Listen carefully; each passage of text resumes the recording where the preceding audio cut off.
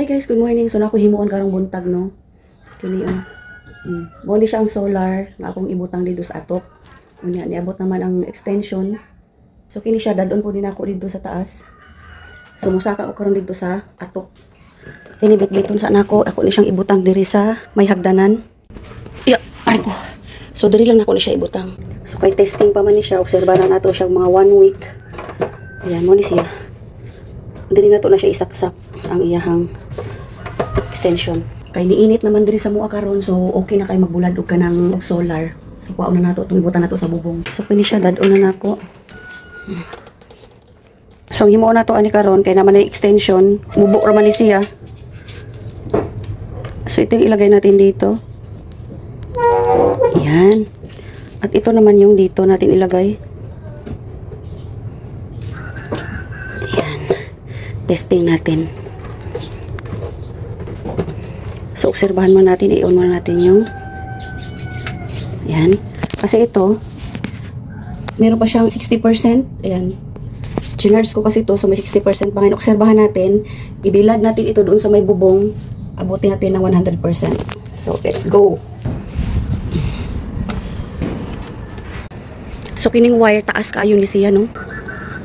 Taas kay siya oh. Dili nato ibutang sa taas. So makat-kat na dito. So hindi siya pwede natin ilagay dito dahil baka dumausdos. So doon natin siya ilagay sa gitna.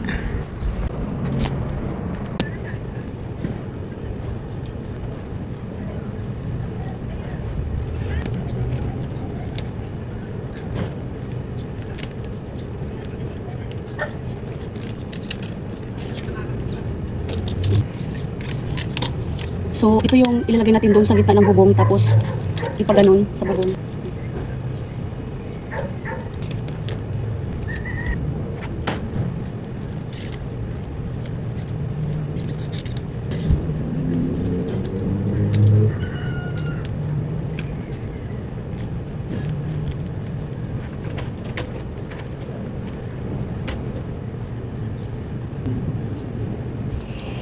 Ayos!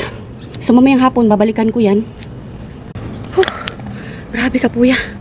Sakit akong tiil. Kasi yung araw natin sobrang ano na. Yan.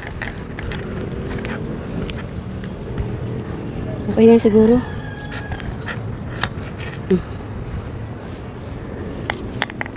Guys oh. Dito ako sa tuktok oh. So okay na yan.